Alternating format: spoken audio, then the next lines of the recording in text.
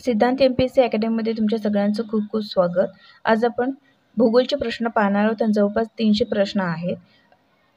तर पहिला प्रश्न आहे बघा की संयुक्त राष्ट्र संघटनेचे 2017 हे वर्ष आंतरराष्ट्रीय वर्ष म्हणून घोषित केले गेले, तर विकासासाठी शाश्वत पर्यटनाचे आंतरराष्ट्रीय वर्ष म्हणून घोषित केले गेले। खालीलपैकी कोणती कृष्णा नदीच्या उजव्या तीरावरची उपनदी हे नाही विचारलेलं आहे, म्हणजे वेण्णा, कोयना आणि वारणा या उजव्या तीरावरच्या नद्या आहेत, पण वेण्णा ही उपनदी नाही। लोह खनिज आणि बॉक्साइट, क्रोमाइट आणि ॲस्कॉर्बिक याचे जे एस्बेस्टॉस हे जे याचे जे जिल्हे आहेत ते विचारलेले आहेत की कुठे आढळतात। तर बघा, लोह खनिज हे चंद्रपूर, गडचिरोली आणि गोंदियाला आढळतात। बॉक्साइट हे कोल्हापूर, सातारा, सांगलीला आढळतात। क्रोमाइट हे भंडारा, नागपूर, सिंधुदुर्ग, ॲस्बेस्टॉस हे अहमदनगर। 6वा आहे की सिंधुदुर्ग हा सागरी किल्ला आहे। खांदेरी आणि उंदेरी ही रिकामी जागे आहेत, तर काय बेटे आहेत। कोकण विभागातील मुंबईजवळ बंदर म्हणजे नावाशेवा आहे। कोकणची उत्तर दक्षिण सीमा अनुक्रमे कुठे दातीवार आणि तेरेखोलची खाडी हे निश्चित झालेली आहे। त्यानंतर सह्याद्री पर्वतास रिकामी जागा असेही म्हणतात, तर पश्चिम घाट म्हणतात। त्यानंतरचा प्रश्न आहे आपल्याकडे की सह्याद्री पर्वताची सरासरी उंची किती आहे, तर 915 ते 1220 मीटर पर्यंत आहे। अरबी समुद्रात समांतर असणारा सह्याद्री पर्वत किनाऱ्यापासून 30 ते 60 किलोमीटर अंतरावर आहे। महाराष्ट्रामध्ये सह्याद्री पर्वत रांगेवरून दक्षिणेकडून उत्तरेकडे गेल्यास, म्हणजे आपण महाराष्ट्रात असं वर गेल्यास उत्तरेकडे वाढत, म्हणजे उंची जी आहे ते वाढत जाते। कोकण किनाऱ्याच्या सखल प्रदेशाकडून सह्याद्रीकडे पाहिल्यास हा कसा आहे, सरळ कळ्यासारखा दिसतो। त्यानंतरचा प्रश्न आहे की नद्याच्या उगमाच्या क्षेत्राजवळ सह्याद्री पर्वत कंकणाकृती झालेला आहे, वैतरणा आणि सावित्री नद्यांच्या उगमाजवळ। त्र्यंबकेश्वर येथे गोदावरी नदींचा उगम झाला। कृष्णा आणि कोयना नद्यांचा जो उगम आहे तो महाबळेश्वर येथे झाला। महाराष्ट्रातील सर्वात उंच शिखर कुठे आहे, तर कोणतं आहे, तर कळसूबाई शिखर आहे। महाराष्ट्रात सर्वात उंच जे शिखर कळसूबाई शिखर। आणि रिकामी जागाजवळ मॅथेरॉन प्रसिद्ध घाटमाथा आहे, तर ते आहे नेरळ जवळ। नाशिक आणि मुंबई मार्गावर थळघाट लागतो।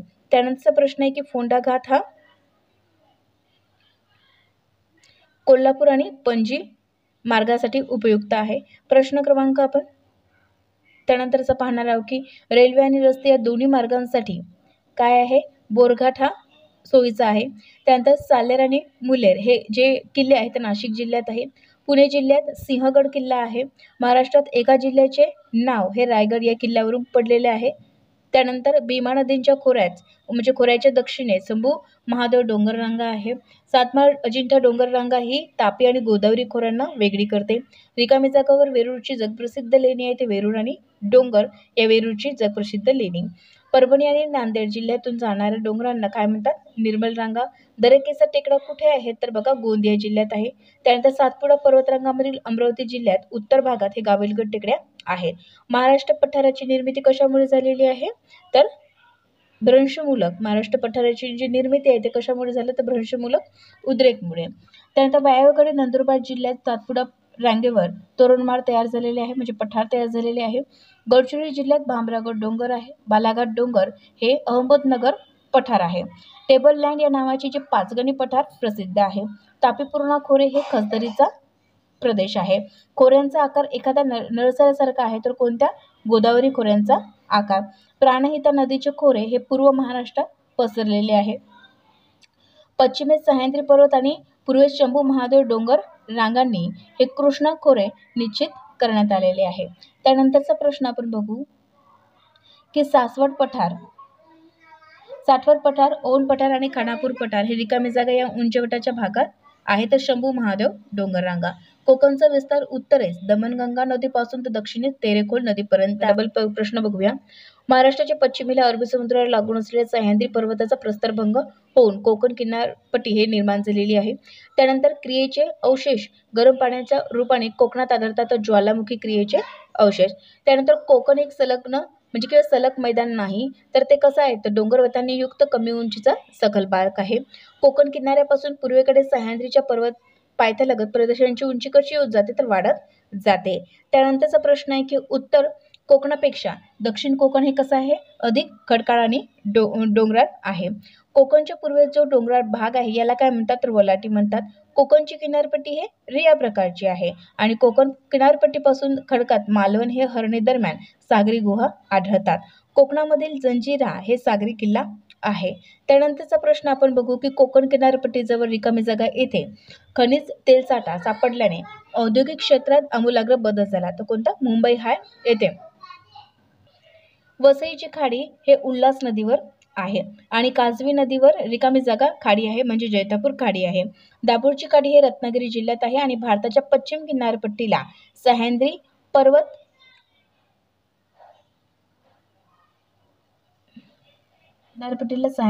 हे समांतर आहे. त्यानंतरचा प्रश्न आपण बघूया. बघा, सासवत पठार, औंध पठार आणि खानापूर पठार रिकामी जागा उंच पाहिजे. बघा, महाराष्ट्रात सह्याद्री पर्वताची जी लांबी आहे ती किती आहे? ते 750 किलोमीटर आहे. सह्याद्री पर्वत रांगेवरून उत्तरेकडून दक्षिणेकडे गेल्यास त्याची जी उंची आहे ती कशी होत जाते? कमी कमी होत जाते. सह्याद्री पर्वत पूर्वेकडून पाहिल्यास ती कशी दिसते? तर डोंगराची एक रांग वाटते. सह्याद्री पर्वतांचा रिकामी जागा आहेत म्हणजे जलविभाजक आहे. म्हणजे सह्याद्री पर्वत जे आहे ते काय? जलविभाजक आहे. सह्याद्री पर्वताच्या नद्यांच्या रिकामी जागा कार्यामुळे जलविभागाची स्थाने बदललेली आहे. तर अपक्षलन आणि खनन कार्यामुळे जलविभागाची जी स्थाने आहे ते बदललेली आहे. महाबळेश्वरला रिकामी नदी म्हणजे रिकामी जागी नदींचा उगम झाला तर कृष्णा नदींचा उगम झाला. महाराष्ट्रामधील सर्वात उंच कळसुबाई शिखराचे भौगोलिक स्थान हे इगतपुरी जवळ आहे. त्यानंतर आहे की महाराष्ट्रात नाशिकच्या उत्तरेस म्हणजे दुसऱ्या क्रमांकाचे साल्हेर शिखर आहे. चिखलदरा शिखर हे रिकाम्या जागा जिल्ह्यात आहे तर अमरावती. आणि सातारा जवळील पाचगणी महाबळेश्वर प्रसिद्ध घाटमाते आहे. कर्नाळा जिल्हा रायगड जिल्ह्यात येते आणि अहमदनगर जिल्ह्यात हरिश्चंद्रगड आहे. पुणे सातारा महामार्गावर खंबाटकी घाट आहे. आंबा घाट हा कोल्हापूर रत्नागिरी मार्गावर आहे. तोरणमाळ हे नंदुरबार जिल्ह्यात आहे. त्यानंतर रायरेश्वरापासून शिंगणापूर पर्यंत पसरलेल्या रांगेला काय म्हणतात? तर शंभू महादेव डोंगररांगा. त्यानंतरचा प्रश्न आहे की हरिश्चंद्र बालाघाट डोंगररांगामुळे गोदावरी आणि भीमा नदी ही जी काय झाली आहे? खोरी वेगळीच झालेली आहे. गोदावरी व तापी नद्यांच्या खोऱ्यांना वेगळी करणारी सातमाळ आणि महाराष्ट्रातील खाड्यांच्या संदर्भात खालील विधानांचा विचार करा. तर पाताळगंगा नदीवर धरमतर खाडी आहे आणि शुक नद्यांवर विजयदुर्ग खाडी आहे. तर हे दोन्ही काय आहेत? बरोबर आहे. तुम्हाला दिसत नसेल पण मी वाचून सांगते. त्यानंतर 93 प्रश्न आपल्याला इथे बघत म्हणजे दिसत आहे की सासवत पठार, त्यानंतर औंध पठार, मालेगाव पठार आणि तोरणमाळ पठार. तर जिल्हे सांगायचे तर सासवत पठार हे पुण्यामध्ये आहे, औंध पठार हे सातारामध्ये आहे, मालेगाव पठार हे नाशिकमध्ये आहे, तोरणमाळ पठार हे नंदुरबारमध्ये आहेत. त्यानंतरचा प्रश्न आहे की जसं 94 प्रश्न की खालील डोंगर रांगांचा उत्तरेकडून दक्षिणेकडे क्रम लावायचा आहे. तर सगळ्यात पहिले गारण्याची डोंगर, सातमाळ डोंगर, दंडोबा डोंगर आणि चिकोडी रांग आहे. तर हे अशा प्रकारे उतरता क्रम दिलेला आहे. त्यानंतर मनोरी खाडी हे मुंबई उपनगर जिल्ह्यात आहे आणि दख्खनच्या पठारावर मूलभूत खडक आर्कियन खडक आहे. तर विदर्भाच्या पूर्व भागात हे बॅथोलित प्रकारचे खडक आहे. अग्निजन्य खडकांच्या स्फटिकमय खडकाबरोबर मोठ्या प्रमाणात रूपांतर आणि जलजन्य खडकांची प्रक्रिया होणाऱ्या खडकास काय म्हणतात? तर इथे धारवाड खडक असे म्हणतात. प्रामुख्याने मॅंगनीज आढळते. महाराष्ट्रात दक्षिण पूर्व भागात आढळणाऱ्या कडप्पा खडकाला काय म्हणतात? कलाडगी सिरीज म्हणतात. त्याच्यानंतर गोंडवणाखालील खडकात प्रामुख्याने कोळसा आढळतो. आणि प्रश्न बघा, महाराष्ट्राचे सर्वात जास्त क्षेत्रफळ हे गोदावरी नदीने व्यापलेले आहे. प्रवरा, सिंदफणा, दुधना या गोदावरी नदीच्या उपनद्या आहेत. गोदावरी नदीचे पैनगंगा उपखोरे आहेत. कन्हान, पेंच, वाघ या उपनद्या पैनगंगा खोऱ्यात आहेत. गोदावरी नदीचे पैनगंगा उपखोरे आहेत. कन्हान, पेंच, वाघ उपनद्या पैनगंगा खोऱ्यात आहे. म्हणजे भीमा नदीच्या उगम रिकामी जागा येथे झाला तर भीमाशंकर येथे झाला. भीमा नदीला डाव्या किनाऱ्याने मुख्यतः सीना नदी मिळते. कृष्णा, कोयना, वेण्णा, गायत्री, सावित्री या 5 नद्यांचा उगम एका ठिकाणी होतो ते म्हणजे महाबळेश्वर येथे होतो. संपूर्ण कोल्हापूर जिल्ह्यांचा समावेश हा कृष्णा नदीच्या खोऱ्यातच होतो. नीरा नदी रिकामी जागा जिल्ह्यांची सरहद निर्माण करते. तर पुणे आणि सातारा जिल्ह्यांची जी आहे ते सरहद निर्माण करते. प्रश्न क्रमांक 17 आपण इथे घेणार आहोत की कृष्णा नदीला डाव्या किनाऱ्याने फक्त एरणा नदी मिळते. कन्हान हे कृष्णा आणि कोयना नद्यांचा संगम होतो. कोल्हापूर जिल्ह्यांची जीवनवाहिनी कोणती आहे? तर पंचगंगा आहे. त्यानंतर दक्षिणेस सातमाळ, अजिंठा डोंगररांगा, उत्तरेस सातपुडा पर्वत यांच्या दरम्यान तापी नदी आहे. महाराष्ट्रात पुन्हा प्रवेश करणाऱ्या जवळपास 3 नद्या आहेत आणि तापी नदींची मुख्य उपनदी कोणती आहे तर पूर्णा नदी आहे. त्यानंतर तापी खोऱ्यात उपनद्या प्रामुख्याने रिकामी जागा दिशेने वाहतात, तर उत्तर दक्षिण आणि दक्षिण उत्तर दिशेने. नर्मदा नदी हे खोल घळईतून वाहते. त्यानंतरचा प्रश्न आहे की महाराष्ट्रात जी रिकामी जागा नदीची लांबी सर्वात कमी आहे तर नर्मदा नदीची लांबी सर्वात कमी आहे. त्यानंतर कोकणमधील नद्या अतिशय आखूड आहेत. त्यानंतर महाराष्ट्रात सर्वात जास्त लांबीची नदी हे वैतरणा आहे. त्यानंतर चंद्रपूर जिल्ह्यात प्रसिद्ध ताडोबा तलाव आहे. त्यानंतर लोणार तलाव कुठे आहे तर बुलढाणा जिल्ह्यात आहे. ठाणे जिल्ह्यात वज्रेश्वरी येथे गरम पाण्याचे झरे आहे. महाराष्ट्रात सर्वसाधारण नदी प्रणाली हे पूर्व वाहिनी आहे आणि पूर्व विदर्भातील नद्या या कशा आहेत गोदावरीला मिळतात. प्रवरा मुळा नदी संयुक्त प्रवाह कुठे होतो तर बघा नेवासे येथे होतो. भीमा खोऱ्यात रिकाम्या जागा जिल्ह्यांचा संपूर्णपणे समावेश होतो ते आहे पुणे.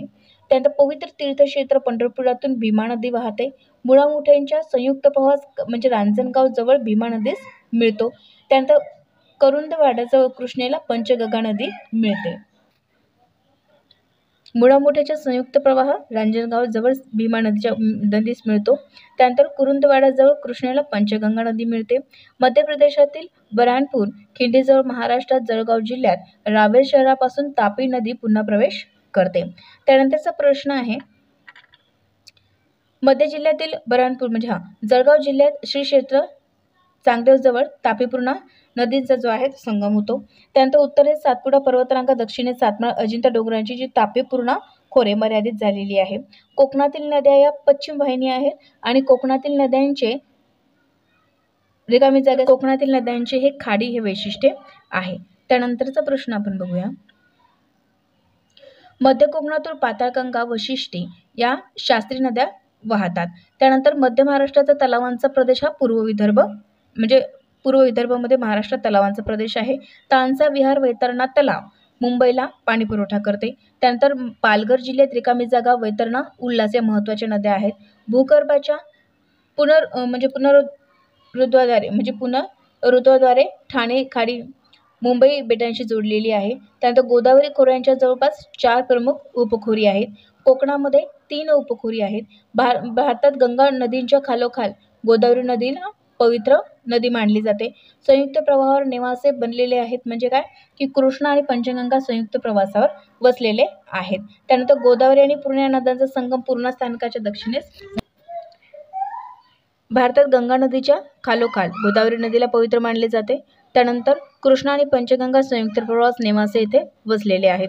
गोदावरी आणि पूर्णा नद्यांचा संगम हा पूर्णा स्थानकाच्या दक्षिणेस होतो. अजिंठा टेंगऱ्यात पैनगंगा नदीचा उगम होतो. वर्धा आणि वैनगंगा नद्यांचा संगम हा चंद्रपूरच्या दक्षिणेस होतो. वर्धा आणि वैनगंगा नद्यांच्या संगमानंतर संयुक्त प्रवास प्राणहिता या नावाने ओळखले जाते. महाराजचा उगम होतो. त्यानंतर वर्धा आणि वैनगंगा नद्यांचा संगम हा चंद्रपूरच्या दक्षिणेस होतो. वर्धा आणि वैनगंगा नद्यांच्या संगमानंतर संयुक्त प्रवास याला प्राणहिता म्हणतात.